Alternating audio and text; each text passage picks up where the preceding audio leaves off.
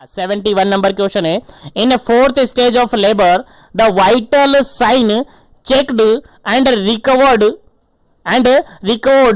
Every. देख question यहां पर सिंपल सा ये पूछा है कि फोर्थ स्टेज ऑफ लेबर की अगर अपन बात करते हैं तो फोर्थ स्टेज ऑफ लेबर में वाइटल साइन रिपीटेडली चेकआउट किए जाते, वाइटल साइन रिपीटेडली क्या किया जाता है, चेक किया जाता है, रिकॉर्ड किया जाता है, तो वो कितने टाइम पीरियड बाद वो रिपीट किया जाता है। आंसर आपको देना, पहला ऑप्शन यहां पर है 10 मिनट्स में रिपीट किया जाता है, सेकंड ऑप्शन है 15 मिनट्स में रिपीट किया जाता है, थर्ड ऑप्शन है 20 मिनट्स में रिपीट किया जाता है और फोर्थ ऑप्शन है 30 मिनट्स में रिपीट किया जाता है। फोर्थ स्टेज ऑफ लेबर की बात की जा रही है, फोर्थ स्टेज ऑफ लेबर के अंदर जो वाइटल साइन चेक किए जाते हैं वो कितने टाइम पीरियड बाद रिपीट किए जाते हैं, यानी एवरी कितने टाइम पीरियड कितने मिनट्स बाद वो रिपीट होते हैं।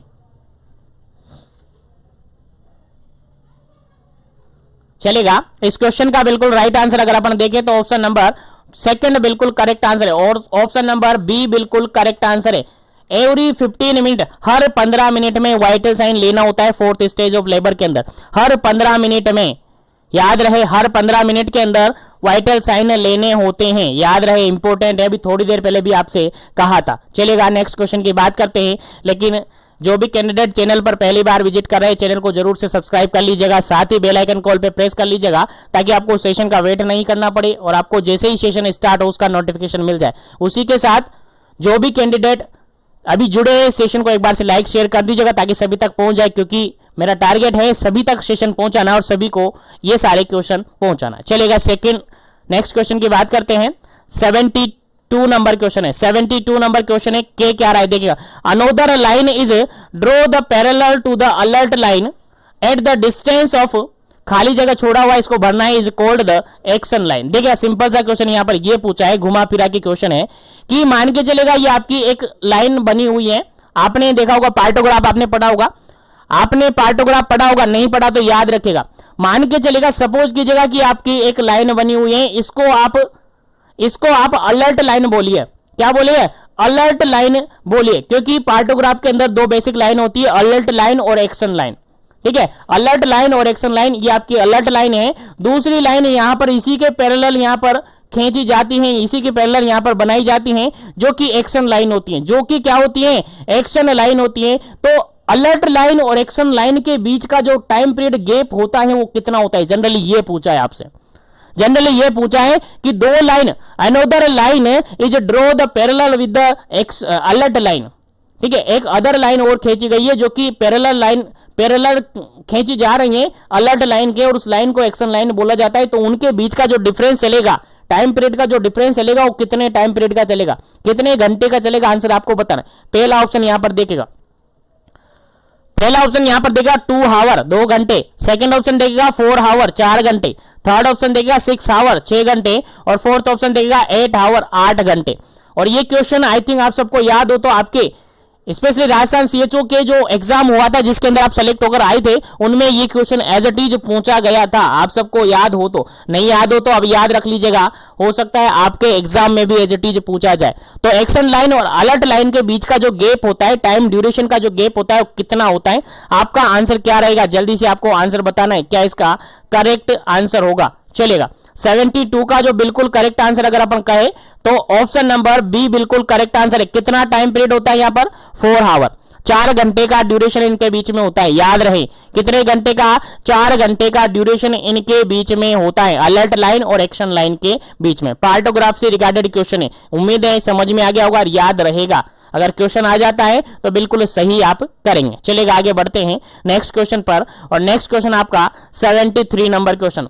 73 नंबर क्वेश्चन क्या कहता है देखिएगा, काफी इंपॉर्टेंट क्वेश्चन है 73 नंबर, और 73 नंबर क्वेश्चन कहता है what do you mean by antepartum haemorrhage. Antepartum haemorrhage से आप क्या समझते हैं, चलेगा जल्दी से आपको आंसर बताना है, एंटेपार्टम हेमरेज से आप क्या समझते हैं। और जो भी डाटा मैं बता रहा हूं बिल्कुल आपके मॉड्यूल्स का डाटा बता रहा हूं, एक्स्ट्रा आपको हो सकता है कंफ्यूजन हो सकता है क्योंकि आपने कंपटीशन के अंदर जो कंपेटिटिव एग्जाम्स की प्रिपरेशन आप कर रहे हैं तो उसमें थोड़ा सा डाटा चेंजेस पड़े होंगे।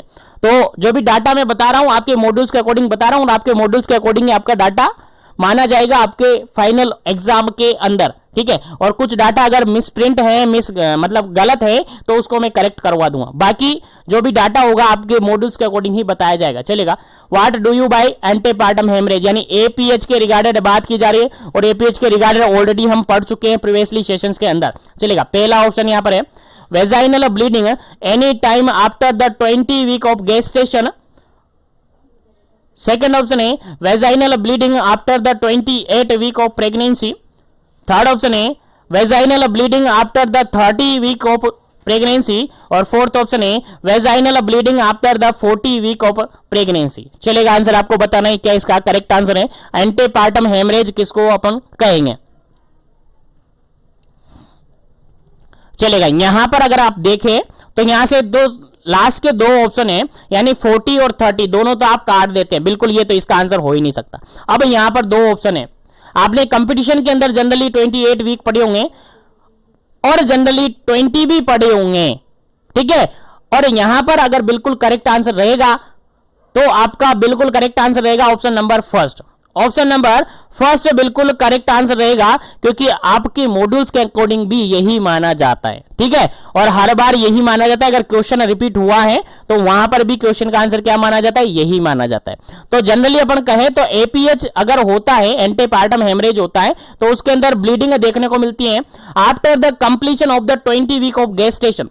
20 वीक प्रेगनेंसी के 20 वीक कंप्लीट होने के बाद, यानी 20 वीक के बाद से लेकर जब तक बेबी की डिलीवरी नहीं हो जाती है वहां तक अगर ब्लीडिंग होती है, बिफोर डिलीवरी, याद रहे बिफोर डिलीवरी, डिलीवरी से पहले अगर ब्लीडिंग होती है, किससे, 20 वीक ऑफ गेस्टेशन के बाद, और डिलीवरी से पहले अगर ब्लीडिंग होती है, दैट इज आपका एपीएच, एंटीपार्टम हेमरेज, याद रखिएगा। 20 वीक कंप्लीशन के बाद और आपके बेबी की डिलीवरी से पहले जो ब्लीडिंग होती है वही आपका एपीएच होता है, एंटीपार्टम हेमरेज होता है, याद रहे, भूलना नहीं है, काफी इंपोर्टेंट है। चलेगा, आगे बढ़ते हैं नेक्स्ट क्वेश्चन पर, और नेक्स्ट क्वेश्चन आपके सामने काफी इंपोर्टेंट है, 74 नंबर क्वेश्चन है। 74 नंबर क्वेश्चन है। 74 नंबर क्वेश्चन के अंदर क्या पूछा है, देखिएगा। What is the most common cause of the antepartum haemorrhage in pregnant women. Pregnant women के अंदर जो एपीएच की कंडीशन होती है उसका मोस्ट कॉमन कोज क्या होता है, मोस्ट कॉमन कोज यहां पर पूछा है एपीएच का, चलेगा। पहला ऑप्शन यहां पर सर्वाइकल कार्सिनोमा, सेकंड ऑप्शन है यहां पर इक्लेम्सिया, थर्ड ऑप्शन है यहां पर प्री इक्लेम्सिया, और फोर्थ ऑप्शन है यहां पर प्लेसेंटा प्रीविया। चलेगा, आंसर आपको बताना है क्या इसका करेक्ट आंसर होगा, जल्दी कीजिएगा क्या इसका करेक्ट आंसर होगा, क्योंकि इस क्वेश्चन को अपन पहले और प्रीवियसली भी सोल्व कर चुके हैं, प्रीवियसली भी हम इस क्वेश्चन को पढ़ चुके हैं। तो जल्दी कीजिएगा क्या इसका करेक्ट आंसर होगा।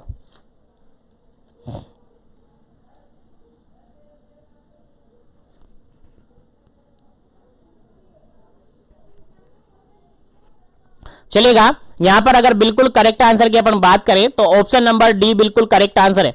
अगर मोस्ट कॉमन कोज की अगर अपन बात करते हैं, मोस्ट कॉमन कोज की अगर अपन बात करते हैं, किसके अंदर, प्रेग्नेंट लेडी के अंदर किसका मोस्ट कॉमन कोज, एपीएच का, एंटीपार्टम हेमरेज का।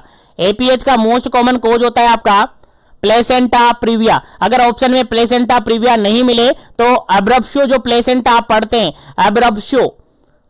एब्रप्शो प्लेसेंटा जो आप पढ़ते हैं वो भी इसका करेक्ट आंसर होगा, क्योंकि दोनों ही कॉमन परसेंटेज में होते हैं। अप्रोक्सीमेटली जनरली अपन अगर कहे तो 70% आपके प्लेसेंटल साइड के कारण से जो ब्लीडिंग होती है वो मोस्ट कॉमन कोज यहां पर माना जाता है। अगर ऑप्शन में ये है कि प्लेसेंटल साइड ब्लीडिंग है तो आपका आंसर क्या होगा, प्लेसेंटल साइड ब्लीडिंग होगा। और अगर उसके अंदर ऑप्शन नहीं है, एब्रप्शो प्लेसेंटा या प्लेसेंटा प्रीविया में से एक है, तो फिर उसका आंसर क्या होगा, इन दोनों में से एक होगा, क्योंकि 70 में से 35% ये देखने को मिलता है, 35% ये देखने को मिलता है। लेकिन फिर भी अगर मोस्ट कॉमन की बात करें, अगर दोनों ही ऑप्शन में आ जाए तो फिर मोस्ट कॉमन आपको क्या सेलेक्ट करना है, प्लेसेंटा प्रीविया सेलेक्ट करना है। मोस्ट कॉमन क्या सेलेक्ट करना है आपको, प्लेसेंटा प्रीविया या फिर एब्रप्शो प्लेसेंटा, दोनों ही कॉमन है, लेकिन दोनों में से आप अगर दोनों ऑप्शन में दिए हैं तो फिर आप क्या चूज करेंगे, इनमें से एब्रप्शो प्लेसेंटा चूज कर लीजिएगा, ठीक है। एब्रप्शो प्लेसेंटा, प्रीविया बाद में होता है, ये पहले होता है, ठीक है। तो यहां पर अगर बात करें तो बिल्कुल करेक्ट आंसर क्या हो गया आपका, ऑप्शन नंबर डी। ठीक है, ऑप्शन नंबर डी, प्लेसेंटा से रिगार्डेड यहां पर प्रॉब्लम है और यही मोस्ट कॉमन कॉज होता है। ये तीनों यहां पर गलत हैं। चलेगा, उम्मीद है समझ में आ गया होगा। तो आगे बढ़ जाते हैं अपन नेक्स्ट क्वेश्चन पर। नेक्स्ट क्वेश्चन है आपका 75 number question. 75 number question, 75 number question simple सा ये कह रहा है, काफी इंपोर्टेंट है, याद रखिएगा, भूलना नहीं है। इंपोर्टेंट स्टार बना लीजिएगा, आपके एग्जाम में पूछा जा सकता है। 75 नंबर क्वेश्चन है और 75 नंबर क्या कहता है देखिएगा, which test is contraindicated in the women with the antepartum haemorrhage. अगर किसी लेडी को एंटेपार्टम हेमरेज यानी एपीएच हो रखा है, क्या हो रखा है, एपीएच एंटेपार्टम हेमरेज हो रखा है, तो उस लेडी के अंदर फॉलोइंग ऑप्शन में से कौन सा टेस्ट कॉन्ट्रा इंडिकेटेड है, यानी कौन सा टेस्ट वहां पर परफॉर्म आप नहीं करेंगे। पहला ऑप्शन यहां पर है यूएसजी, एब्डोमिनल यूएसजी की बात की गई है। सेकंड ऑप्शन है पर वेजाइनल एग्जामिनेशन। थर्ड ऑप्शन की बात है एमनियोसेंटेसिस और फोर्थ ऑप्शन की बात है कोरियोनिक विलियस सैंपलिंग। चलेगा, क्या इसका करेक्ट आंसर है? आंसर आपको देना है, जल्दी कीजिएगा, क्या इसका करेक्ट आंसर होगा।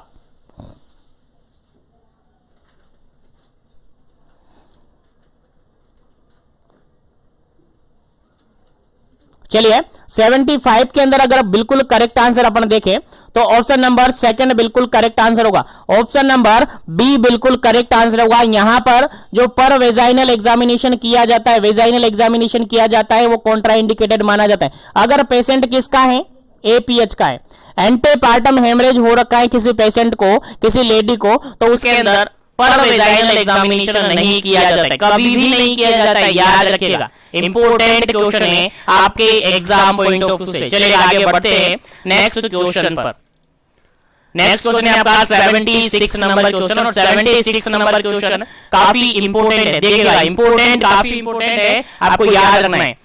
The blood loss with in the 24 hour of the baby birth and up to 6 week after the delivery is called। Simple सा क्वेश्चन ये कहा गया है कि डिलीवरी के बाद और विद इन डिलीवरी 24 आवर से लेकर अगर 6 वीक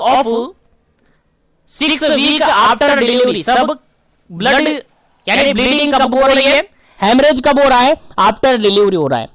जैसे ही डिलीवरी हुई है उसके 24 घंटे के अंदर ब्लीडिंग स्टार्ट हो गई है और 6 वीक तक, 6 वीक यानी कि 42 डेज तक ब्लीडिंग हो रखी है, तो हम उसको क्या कहेंगे? ऑप्शन के अकॉर्डिंग आंसर देना। पहला ऑप्शन है एपीएच एंटेपार्टम हेमरेज कहेंगे। सेकंड ऑप्शन है पोस्टपार्टम हेमरेज यानी पीपीएच कहेंगे। उसके बाद थर्ड ऑप्शन है ए एंड बी कहेंगे और फोर्थ ऑप्शन है नन ऑफ दी अबव कहेंगे। चलेगा, क्या इसका करेक्ट आंसर है? आंसर आपको देना है, जल्दी कीजिएगा, क्या इसका करेक्ट आंसर है? ब्लीडिंग हो रही है within 24 hour of the birth, baby birth हो गया है और बेबी बर्थ होने के बाद within 24 hour bleeding start हो गई है और वो ब्लीडिंग 6 वीक तक हो रही है, यानी आफ्टर डिलीवरी 6 वीक तक हो रही है। यानी कुल मिलाकर बात ये है कि ब्लीडिंग आफ्टर डिलीवरी हो रही है। और मैंने कहा था कि अगर 20 वीक ऑफ गेस्टेशन यानी प्रेगनेंसी से लेकर अगर डिलीवरी तक, यानी डिलीवरी से पहले अगर ब्लीडिंग होती है दैट इज एपीएच यानी एंटेपार्टम हेमरेज। लेकिन अगर डिलीवरी के बाद 6 वीक तक, डिलीवरी के बाद 6 वीक तक अगर ब्लीडिंग होती है that is PPH postpartum haemorrhage. समझ में आ गया? बिल्कुल सिंपल सा है, डिलीवरी को आप हाईलाइट कर लीजिएगा, बेबी बर्थ को आप हाईलाइट कर लीजिएगा। अगर बेबी बर्थ के पहले ब्लीडिंग होती है दैट इज एपीएच, लेकिन पहले भी कब? 20 वीक तक। ठीक है, 20 वीक के पहले अगर ब्लीडिंग होगी तो वो एपीएच में काउंट नहीं होगा, उसको फिर एबॉर्शन कहेंगे। क्या कहेंगे? एबॉर्शन कहेंगे। तो यहां पर 20 वीक के बाद और डिलीवरी से पहले अगर ब्लीडिंग होगी दैट इज एपीएच और डिलीवरी के बाद 6 वीक तक अगर ब्लीडिंग होगी दैट इज पीपीएच यानी पोस्टपार्टम हेमरेज। इस क्वेश्चन का राइट आंसर आपका क्या होगा?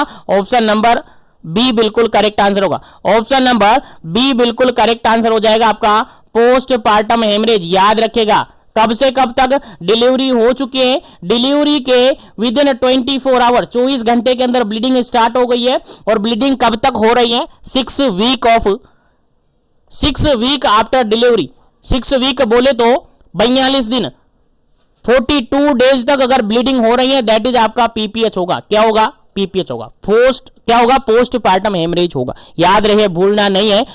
हाईलाइट इसलिए कर रहा हूं, बार बार इसलिए रिपीट कर रहा हूं ताकि आपको याद रह जाए। चलिएगा आगे बढ़ते हैं नेक्स्ट क्वेश्चन पर। और नेक्स्ट क्वेश्चन आपका है 77 नंबर क्वेश्चन। और 77 नंबर क्वेश्चन काफी इंपोर्टेंट है और 101% आपके एग्जाम में आएगा। 101% आपके एग्जाम में आ सकता है, याद रख लीजिएगा। बिल्कुल क्वेश्चन क्या कहता है देखिएगा, the most common cause of PPH. और ऑलमोस्ट सभी को याद है, ऑलमोस्ट सभी को याद है इस क्वेश्चन का answer. The most common cause of PPH in immediate after the delivery. देखिएगा क्वेश्चन सिंपल सा ये कह रहा है कि डिलीवरी के जस्ट बाद पीपीएच यानी पोस्टपार्टम हेमरेज हो गया है, तो उसका मोस्ट कॉमन कोज क्या होगा? मोस्ट कॉमन कोज क्या होगा? आंसर आपको बताना। पहला ऑप्शन यहां पर है रप्चर्ड यूट्रस, यूट्रस का रप्चर हो जाना। सेकंड ऑप्शन है यूटेराइन डिटेचमेंट, यूटेराइन का डिटेचमेंट हो जाना। थर्ड ऑप्शन है एटोनिसिटी ऑफ यूट्रस, यूट्रस का एटोनिसिटी होना। और फोर्थ ऑप्शन है यहां पर यूटेराइन स्कार। चलेगा, क्या इसका करेक्ट आंसर है? उम्मीद है सभी को याद है। सभी को याद है तो फटाफट से आंसर बता दीजिएगा क्या इसका करेक्ट आंसर होगा।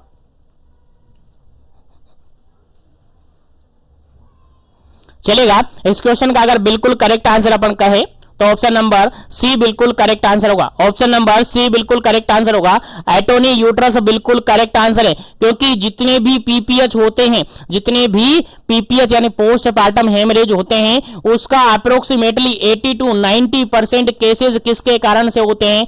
एटोनिक यूट्रस के कारण से। एटोनिक यूट्रस यानी कि आपकी जो आपका यूट्रस है, यूट्रस क्या होता है, उसकी जो टोन है वो खत्म हो जाती है, यानी एटोनिसिटी हो जाती है। उसके अंदर के कारण, उसके कारण से क्या नहीं होता है? उसके अंदर कॉन्ट्रैक्शन रिलैक्सेशन नहीं होगा, और कॉन्ट्रैक्शन रिलैक्सेशन नहीं होगा तो क्या होगा? ब्लीडिंग होती जाएगी। तो एटोनिसिटी जो है मोस्ट कॉमन कोज माना जाता है पीपीएच का, जो कि अप्रोक्सीमेटली 80 to 90% केसेस के अंदर देखा जाता है। उम्मीद है समझ में आ गया होगा, याद रहेगा। चलेगा नेक्स्ट क्वेश्चन की बात करते हैं। और नेक्स्ट क्वेश्चन आपके सामने 78 नंबर क्वेश्चन। 78 नंबर क्वेश्चन भी सिंपल सा है, सभी को याद होना चाहिए। Postpartum haemorrhage is loss of blood which is more than. देखिएगा सिंपल सा क्वेश्चन यहां पर यह है कि पोस्टपार्टम हेमरेज होता है यानी पीपीएच होता है, तो पीपीएच के अंदर जनरली जो ब्लीडिंग होती है वो कितनी होती है, किससे ज्यादा होनी चाहिए? ब्लीडिंग का अमाउंट आपसे पूछा है। चलेगा, आंसर आपको देना है। पहला ऑप्शन यहां पर 80 ml, सेकंड ऑप्शन यहां पर 100 ml, थर्ड ऑप्शन यहां पर 500 ml, फोर्थ ऑप्शन है यहां पर 900 ml। चलेगा, क्या इसका करेक्ट आंसर है? यानी पीपीएच हो रखा है, किसी लेडी को पीपीएच हुआ है यानी ब्लीडिंग हो रखी है, डिलीवरी के जस्ट बाद ब्लीडिंग हुई है, तो आप कैसे कंसीडर करेंगे? क्योंकि उसके अंदर भी कुछ क्राइटेरिया फिक्स्ड है। अगर क्राइटेरिया फुलफिल है दैट कंसीडर पीपीएच, तभी आप कंसीडर कर पाएंगे कि पीपीएच है। अगर क्राइटेरिया फुलफिल नहीं है तो फिर नहीं कंसीडर कर पाएंगे कि पीपीएच है। ठीक है, तो इसका बिल्कुल करेक्ट आंसर क्या होगा? जल्दी से आपको आंसर देना है।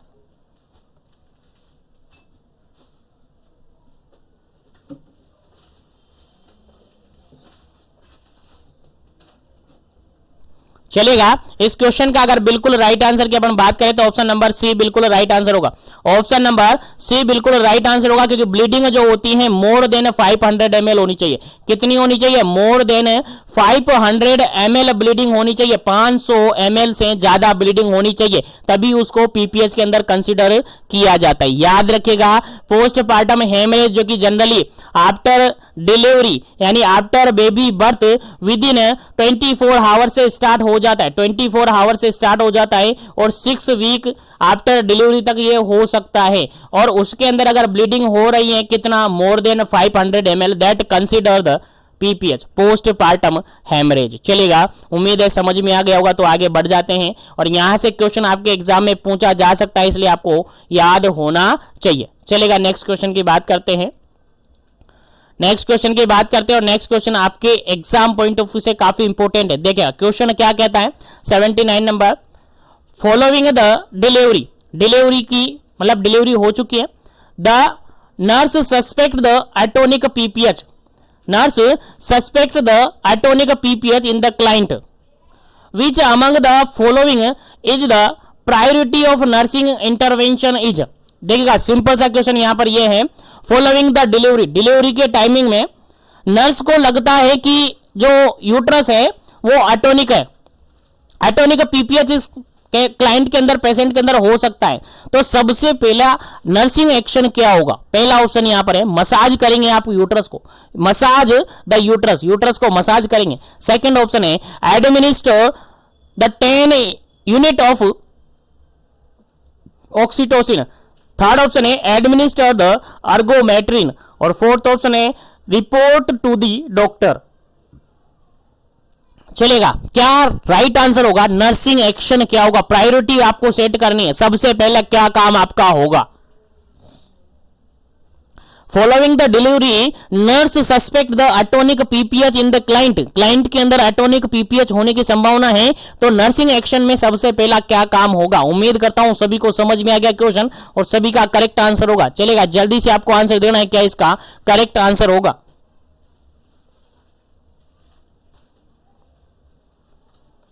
चलेगा, यहां पर बिल्कुल करेक्ट आंसर होगा आपका option number first, massage the uterus. Uterus को क्या करेंगे? सबसे पहला एक्शन होगा यूट्रस को मसाज करेंगे। डायरेक्टली उसको ऑक्सीटोसिन नहीं दे सकते, पहले यूट्रस को क्या करेंगे? मसाज करेंगे। अगर मसाज से काम हो जाता है तो ठीक है, नहीं तो फिर डॉक्टर को इन्फॉर्म करना है और डॉक्टर आएगा तो फिर उसको ऑक्सीटोसिन लगवा देगा। बिल्कुल करेक्ट आंसर होता है इस क्वेश्चन का ऑप्शन नंबर फर्स्ट, बिल्कुल करेक्ट आंसर है। चलेगा, नेक्स्ट क्वेश्चन की बात करते हैं।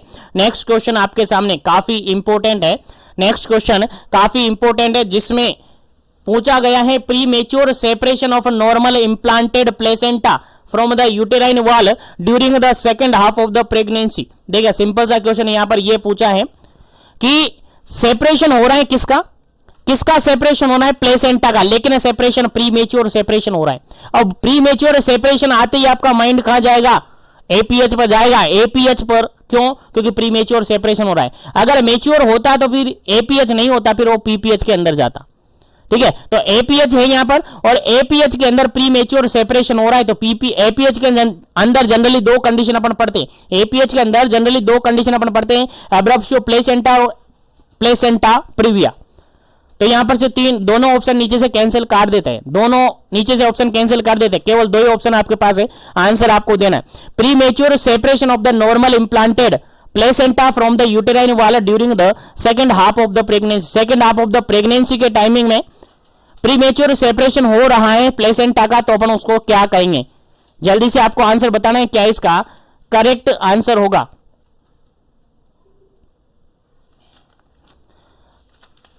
जल्दी से आंसर देना है, क्या इसका करेक्ट आंसर होगा? फिर आगे बढ़ेंगे अपन नेक्स्ट क्वेश्चन पर। चलेगा, अगर प्रीमेच्योर सेपरेशन हो रखा है तो अपन उसको कहेंगे, प्रीमेच्योर सेपरेशन हो रखा है तो जनरली अपन उसको कहेंगे एब्रप्शियो प्लेसेंटा। क्या कहेंगे? एब्रप्शियो प्लेसेंटा कहेंगे। ऑप्शन नंबर फर्स्ट बिल्कुल करेक्ट आंसर है। अगर प्रीमेच्योर सेपरेशन की बात की जा रही है तो डायरेक्टली आपका आंसर जाएगा कहां पर? एब्रप्शियो प्लेसेंटा पर, या एक्सीडेंटल हेमरेज पर, या फिर एब्रप्शियो प्लेसेंटा पर। दोनों तीनों एक ही नाम है, आपको एक ही नाम से याद रखना है। तो एब्रप्शियो प्लेसेंटा, इसके अंदर प्रीमेच्योर सेपरेशन ऑफ प्लेसेंटा होता है, सेपरेशन होता है, प्रीमेच्योरली सेपरेट हो जाता है। जो प्लेसेंटा है प्रीमेच्योरली क्या हो जाता है? सेपरेट हो जाता है। बिल्कुल करेक्ट आंसर है इस क्वेश्चन का। चलेगा, आगे बढ़ते हैं नेक्स्ट क्वेश्चन पर। आगे बढ़ते हैं नेक्स्ट क्वेश्चन पर। सेशन को लाइक शेयर करते रहेगा। जो भी कैंडिडेट चैनल पर पहली बार विजिट कर रहे या बार बार विजिट करते हैं, चैनल को जरूर से सब्सक्राइब कर लीजिएगा, ताकि इसी तरीके से कंटिन्यू सेशन आपको मिलते रहे। चलेगा, नेक्स्ट क्वेश्चन है आपका 81 नंबर। 81 नंबर क्वेश्चन क्या कहता है? देखिएगा, implantation of the placenta in the lower uterine segment. देखिएगा, सिंपल सा क्वेश्चन पूछा है, यूटेराइन सेगमेंट कौन सा? Lower uterine segment. यानी प्लेसेंटा का इम्प्लांटेशन जनरली कहां होता है? अपर यूटेराइन सेगमेंट पर होता है। कहां होता है? अपर यूटेराइन सेगमेंट पर होता है। अब अपर यूटेराइन सेगमेंट के अंदर होता है, चाहे एंटीरियर हो सकता है चाहे पोस्टीरियर हो सकता है, लेकिन यहां पर एबनॉर्मल कंडीशन है। जो प्लेसेंटा है उसका इम्प्लांटेशन कहां हो रहा है? लोअर में हो रहा है। प्लेसेंटा का इम्प्लांटेशन कहां हो रहा है? लोअर में हो रहा है, जो कि एबनॉर्मल है। ठीक है, कैसा है? एबनॉर्मल है। तो ये कैसी कंडीशन होगी? पहला ऑप्शन है यहां पर एब्रप्शियो प्लेसेंटा, सेकंड ऑप्शन है यहां पर प्लेसेंटा प्रीविया, थर्ड ऑप्शन यहां पर फीटल डिस्ट्रेस और फोर्थ ऑप्शन यहां पर कॉर्ड प्रोलेप्स। चलिएगा, आंसर आपको बताना है क्या इसका करेक्ट आंसर है। नॉर्मली जो प्लेसेंटा है वो कहां पर इंप्लांट होता है? अपर यूटेराइन सेगमेंट पर क्या होता है, इम्प्लांट होता है। और अपर यूटेराइन सेगमेंट में एंटीरियर या पोस्टीरियर दोनों साइड पर ये इम्प्लांट हो सकता है, लेकिन यहां पर क्या हो रहा है, अपर नहीं हो रहा है, यहां लोअर यूटेराइन सेगमेंट में क्या हो रहा है, इम्प्लांट हो रहा है। अब लोअर यूटेराइन सेगमेंट में इम्प्लांट हो रहा है तो उसको अपन क्या कहेंगे, आंसर आपको देना है फटाफट से, क्या इसका करेक्ट आंसर है। फिर आगे बढ़ते अपन नेक्स्ट क्वेश्चन पर।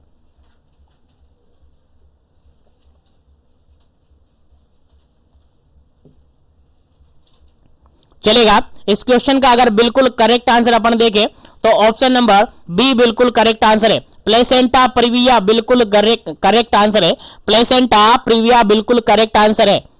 implantation of the placenta in the lower uterine segment that known as placenta previa. याद रखिएगा, जो भी किसके अंदर आता है, एपीएच के अंदर आता है। तो एपीएच यानी एंटीपार्टम हेमरेज के अंदर जनरली दो कंडीशन को अपन इंक्लूड करते हैं, एक करते हैं अपन प्लेसेंटा प्रीविया को, दूसरा करते हैं एब्रप्शियो प्लेसेंटा को। याद रखेगा, इंपोर्टेंट क्वेश्चन है। चलेगा, आगे बढ़ते हैं नेक्स्ट क्वेश्चन पर। उम्मीद है यहां तक आपको सब कुछ समझ में आ गया, सब कुछ आपको याद है। चलेगा, नेक्स्ट क्वेश्चन की बात करते हैं। नेक्स्ट क्वेश्चन आपका 82 नंबर, और 82 नंबर क्वेश्चन आपसे क्या कहता है, देखिएगा। 82 नंबर क्वेश्चन कहता है, which of the following clinical presentation would a nurse expect while the assessing the patient with the abruptio placenta। देखिएगा, एक लेडी है जिसको एब्रप्सियो प्लेसेंटा हो रखा है, एक लेडी है जिसको एब्रप्सियो प्लेसेंटा हो रखा है, तो एक नर्स उसको असिस कर रही है, तो नर्स क्या एक्सपेक्ट करेगी कि उसके अंदर कौन सा क्लिनिकल प्रेजेंटेशन देखने को मिलेगा। एब्रप्सियो प्लेसेंटा के अंदर क्लिनिकल प्रेजेंटेशन कौन सा देखने को मिलेगा, जल्दी से आंसर दीजिएगा। पहला ऑप्शन है रिजिड बोर्ड लाइक एब्डोमन, उसका एब्डोमन है रिजिड बोर्ड लाइक अपीयर होगा। सेकेंड ऑप्शन है एडिमा इन लेग, लेग के अंदर एडिमा देखने को मिलेगा। थर्ड ऑप्शन है एक्सेसिव ब्लीडिंग देखने को मिलेगा, वेजाइनल ब्लीडिंग देखने को मिलेगा। और फोर्थ ऑप्शन है प्रीमेच्योर रप्चर ऑफ मेम्ब्रेन देखने को मिलेगा। क्या देखने को मिलेगा, जल्दी से आपको आंसर बताना है, क्या इसका करेक्ट आंसर होगा।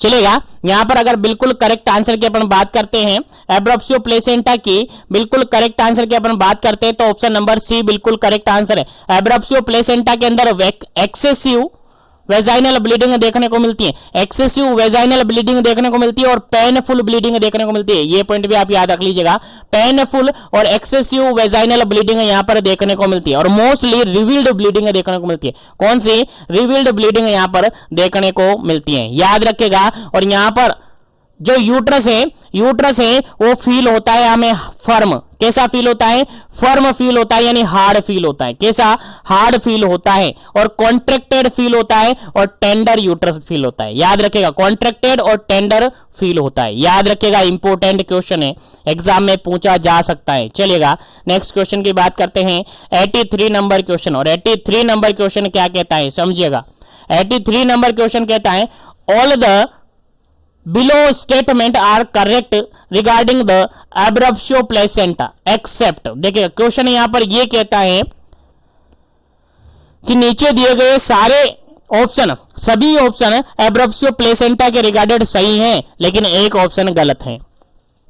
तो कौन सा गलत है वो आपको बताना है, फटाफट से आंसर दीजिएगा। अभी थोड़ी देर पहले मैंने बताया आपको एब्रप्सियो प्लेसेंटा के अंदर क्या क्या स्टेटमेंट हो सकता है, तो जल्दी से बताइएगा इसके अंदर गलत स्टेटमेंट कौन सा है। All the below statement are correct regarding the abruptio placenta. Abruptio placenta के रिगार्डिंग सारे स्टेटमेंट करेक्ट है, लेकिन एक स्टेटमेंट यहां पर क्या है, गलत है। चलेगा, आंसर आपको देना है, क्या इसका करेक्ट आंसर होगा।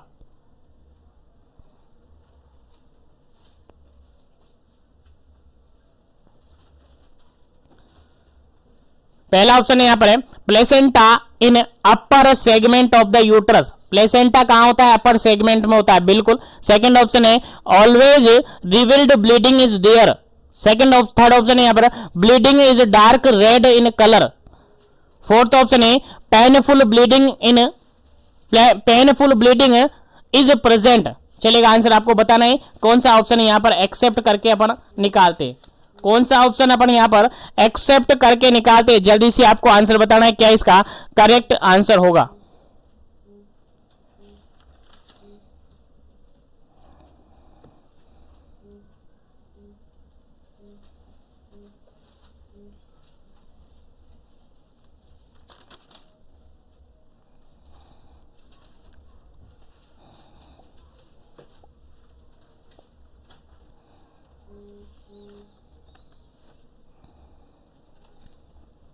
चलेगा। यहां पर अगर अपन बात करते हैं, यहां पर अगर हम बात करते हैं एब्रप्शियो प्लेसेंटा की और एक्सेप्ट करके निकालते हैं तो देखिएगा यहां पर पहला ऑप्शन है, यहां पर है placenta in the upper segment of the uterus. Placenta कहां पर है? अपर सेगमेंट ऑफ यूट्रस पे है। ठीक है, सही बात है, बिल्कुल स्टेटमेंट सही है। उसके बाद अगर बात करें always revelled bleeding in their, देखिएगा यहां पर ऑलवेज ब्लीडिंग कैसी होती है? रिवील्ड ब्लीडिंग होती है।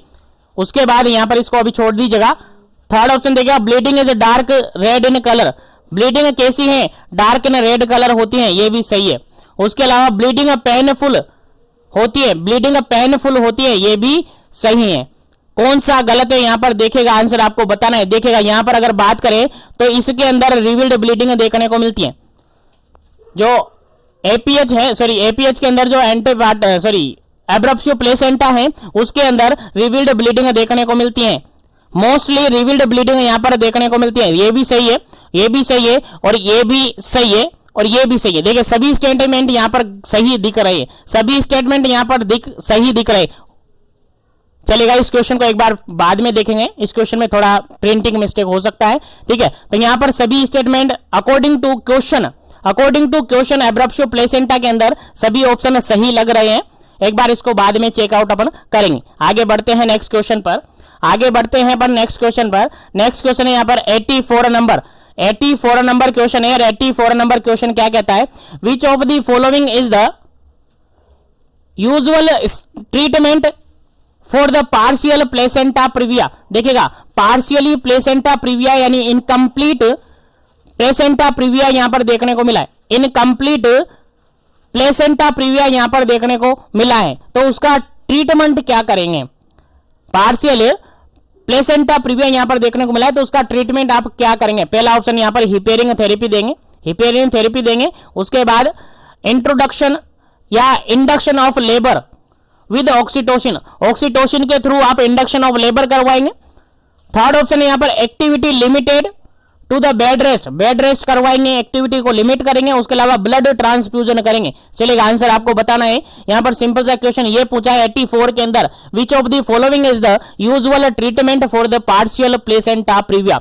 जो पार्शियली प्लेसेंटा प्रीविया है जिनको अपन जनरली इनकम्प्लीट प्लेसेंटा प्रीविया कहेंगे, जिसको अपन जनरली क्या कहेंगे? इनकम्प्लीट प्लेसेंटा प्रीविया हम कहेंगे। क्या कहेंगे? टाइप थर्ड टाइप का ये होता है, partial placenta previa third type का होता है और इसी को इनकम्प्लीट प्लेसेंटा प्रीविया भी हम कहेंगे। तो ऐसी कंडीशन में उसका ट्रीटमेंट क्या करेंगे? किससे हम ट्रीटमेंट करेंगे? जल्दी से आपको आंसर बताना है, क्या इसका करेक्ट आंसर होगा। जल्दी से इस क्वेश्चन का क्या करेक्ट आंसर होगा आपको बताना है, फिर आगे बात करते हैं नेक्स्ट क्वेश्चन पर।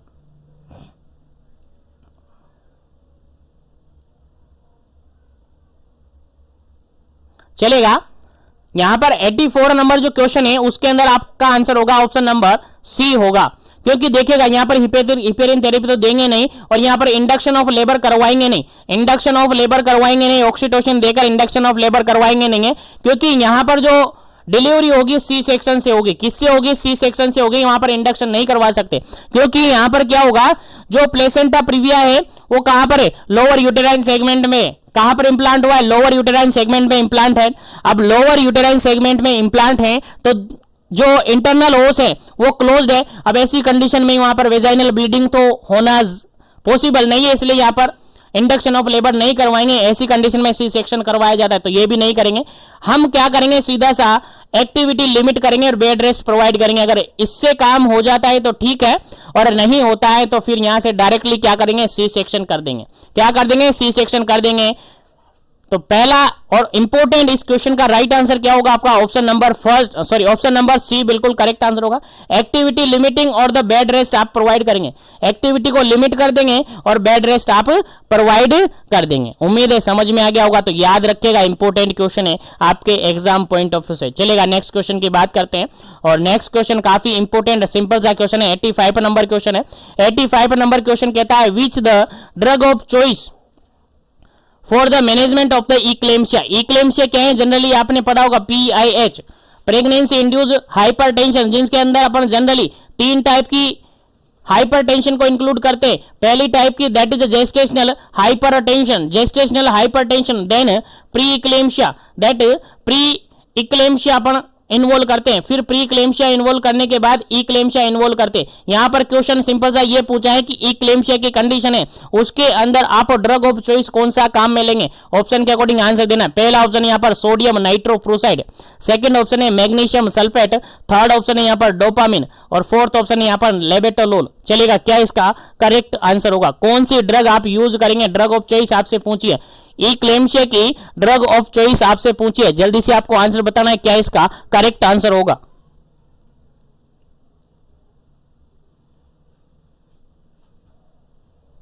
चलेगा, इस क्वेश्चन का बिल्कुल करेक्ट आंसर अगर अपन देखें, ऑप्शन नंबर बी बिल्कुल करेक्ट आंसर है। ई क्लेम्शिया की ड्रग ऑफ चॉइस होती है आपकी magnesium sulphate, MgSO4। Magnesium sulphate जो की क्या होती है, ड्रग ऑफ चॉइस होती है किसकी? ई क्लेम्शिया की, क्योंकि ई क्लेम्शिया क्या है, सीवियर हाइपरटेंशन इसके अंदर होने लग जाता है, यहां पर सीजर कन्वर्जन आने लग जाता है, इसलिए ड्रग ऑफ चॉइस क्या है आपको सीधा सा याद रखना है, इंपॉर्टेंट है। चलेगा, नेक्स्ट क्वेश्चन की बात करते हैं और इस क्वेश्चन का आंसर आपको देना है। इस क्वेश्चन का आंसर आपको देना है, सिंपल सा क्वेश्चन ये है, 86 नंबर क्वेश्चन।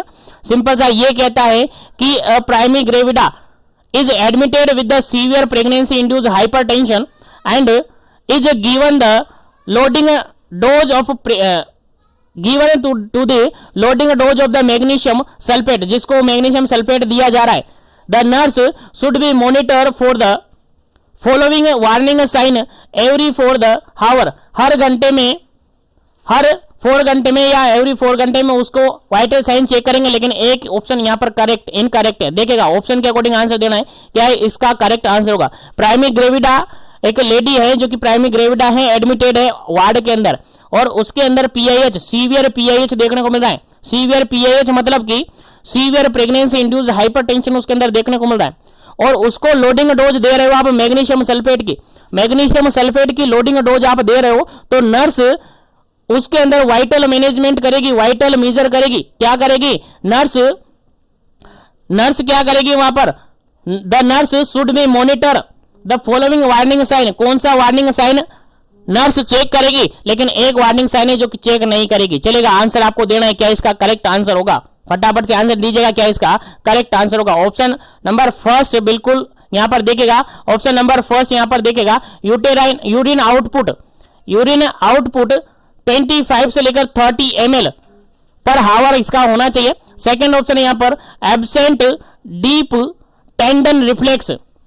उसके अलावा सी ऑप्शन है यहां पर रेस्पिरेटरी रेट बिलो 60 पर मिनट और डी ऑप्शन है यहां पर blood pressure 100/70 mm of Hg। चलेगा, इस क्वेश्चन का राइट आंसर आपको देना है। क्वेश्चन एक बार फिर से समझ लीजिएगा, आंसर आपको देना है। क्वेश्चन सिंपल सा ये है कि एक प्राइमरी ग्रेविडा फीमेल है जो कि एडमिटेड है, उसके अंदर सीवियर प्रेगनेंसी इंड्यूस्ड हाइपरटेंशन हो रखा है, तो उसके अंदर अगर आप नर्स है तो मॉनिटर करेगी, monitor the following warning sign. एक ऐसा ऑप्शन यहां पर है जो कि एक्सेप्ट करके आपको निकालना है। फटाफट से क्वेश्चन समझ लीजिएगा, आंसर समझ लीजिएगा, इस क्वेश्चन का आंसर आपको देना है। और इस सेशन को मैं यहीं पर फिनिश करूंगा, रिमेनिंग क्वेश्चन को अपन नेक्स्ट सेशन के अंदर डिस्कस करेंगे। बाकी आज के लिए इतना ही, मिलते हैं नेक्स्ट सेशन के अंदर जल्दी। सेशन को ज्यादा से ज्यादा लाइक कीजिएगा, शेयर कीजिएगा, चैनल पर पहली बार विजिट कर रहे हैं तो चैनल को सब्सक्राइब करके बेल आइकन कॉल पे प्रेस कीजिएगा ताकि इसी तरीके से कंटिन्यू सेशन आपको मिलते रहे। चलेगा, thank you very much for joining this session, have a nice day, thank you very much.